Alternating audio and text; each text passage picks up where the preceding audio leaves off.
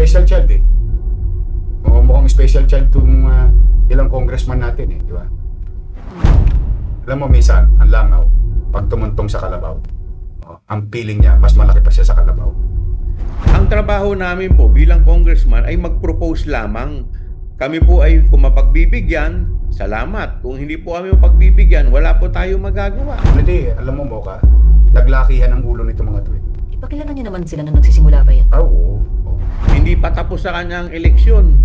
Hanggang ngayon, may hangover pa to sa eleksyon. Hindi mo maintindihan. Nakapag-demolish ng property ng gobyerno sa mga congressman na nag-excuse ngayon na manggagawa lang daw sila ng batas. Eh wala po siyang ginawa kung hindi gibain ng gibain yung mga ginagawa po namin. Mga programa naman, ang makikinabang naman, mga taong bayan. Kagaya Anyway, tapat-tapat lang yan, Brad. Shout out sa mga taga 3rd District. Di pa po, may hangover pa po to sa politika.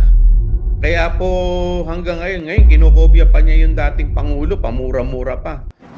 Kahit magsinungaling na magsinungaling, yung congressman, na hindi ko alam yan, basta ako gumagawa lang ng batas, ay appropriate.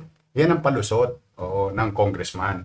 Pero sa totoo, alam ng taong bayan, pag may ginagawa, nakadisplay ang mukha niyan, nakalagay ang pangalan niyan, nagkakating ribbon yan, pagpalpak, ang ituturo nila, DPWH. Itong DPWH naman ngayon, sa mga proyekto na yan, sila ngayon ang ipit na ipit. Sila ngayon ang ipit na ipit. Bakit? May umamin na bang congressman? Wala pa. In fact, it's the other way around. Anong ginagawa ng congressman niya? Ipinapako sa krus ng mga congressman sa Maynila, yung DPWH. Sino ngayon ang kahol ng kahol? Kaya kami, simple lang naman ang tanong ng taong bayan dyan eh. Ito, Mocha. Ano muna sabi ng mga tao? Sabi ni G. Herao, meron. Sabi ni Sally Lastillas Isleta, nakikialam sila. Sabi ni Bright Joy, Tomo. Sabi ni Teresa Montero, meron. Nakikialam sila. Hindi pwede. Alam nila yan, hugas kamay lang mga congressman. Sabi ni Daday Ventus, galit na sila. yan. May kickback sila, sabi ni Cherry Con. Yung kickback, that's another story. Ako, simple pa lang ang tanong ko eh. Nakikialam. Una kong tanong, may alam ba ang congressman sa mga proyekto na yan? Yan ang, sabi raw ng congressman nyo, shout out sa mga taga 3rd District. Hindi raw nila alam yan. Kayo humusga, mga taga 3rd District nga pala. Hindi raw nila alam yan.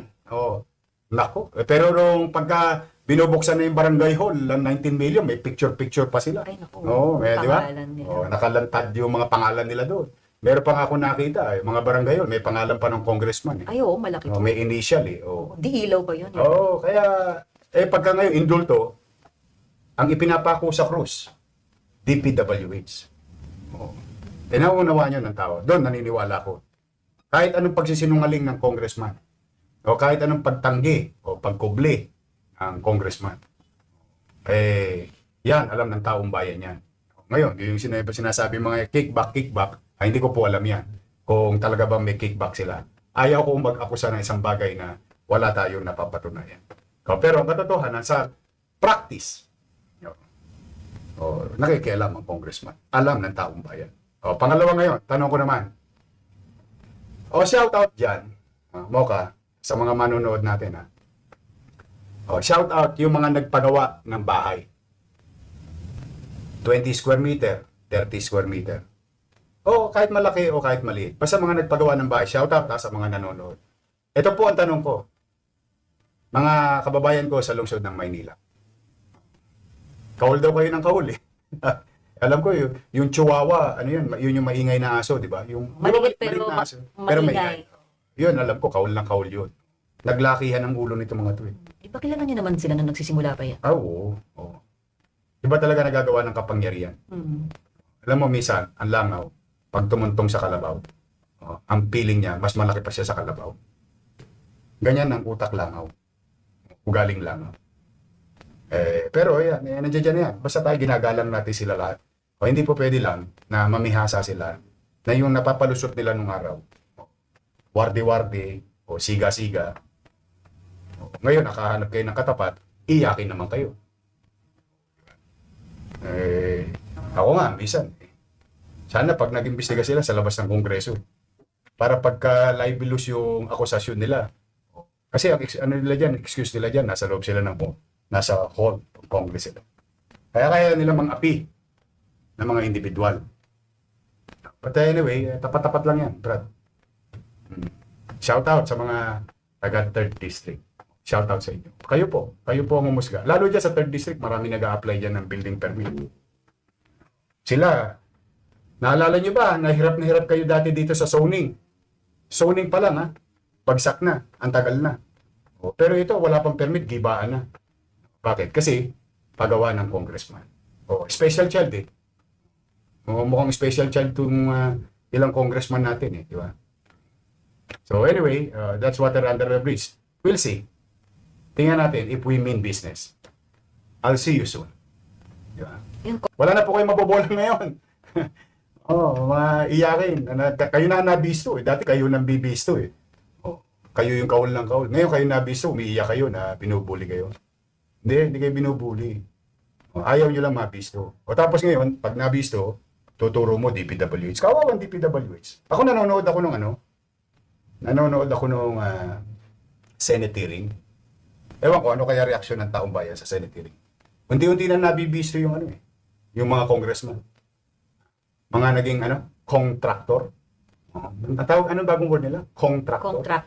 Tama po. Contractor. Malay mo, meron niya sa Maynila. Kasi, yung nahuli ko kahapon, ay isa sa listahan ng kontraktor na pinresentan ni Presidente ay kontraktor ng 3rd District ng Manila sa flood control din sa buong bansa. Yep. Pang ayaw nilang malaman ng tao yun. Pero ilalahad natin yan. May oras ako para dyan. Pero ngayon, kasi naawa naman ako sa tao. Kasi pinag-uusapan natin yung bahay. Talagang yun ang nangyayari. Ngayon, Mocha. Balik rin naman natin. Pupunta ako sa bahay mo. I-rearrange ko yung sala. Magagalit ka? Pag hindi ka nagpaalam? Oo. Syempre po. Oo. Kasi yung mga Bahay mo gamit, yan eh. oo, tsaka... Tama ba? Oo. Ako chairman eh. Pwede ba yun? See, tamo? Parang common sense, di ba? Exactly. Kaya akala nito mga congressman na to, naloloko nila yung taong bayan. Hindi ho. Alam ng taong bayan, manood kayo sa comment. Tingnan Pero natin. nga sila, engrossed po sila sa ating topic actually eh. Di ba? Oo. Kahit na anong pagsisinungaling nyo, hindi namin alam yan. Gumagawa lang kami ng batas. Lelang yung panot. Bubulahin nyo pa taong bayan. Alam ng mga taong bayan yan. Siguro kasi boss nakakalusot noon, ano? Exactly. Noon nakakalusot. Oo. Bumoto na ang taga Maynila ng bagong mayor eh.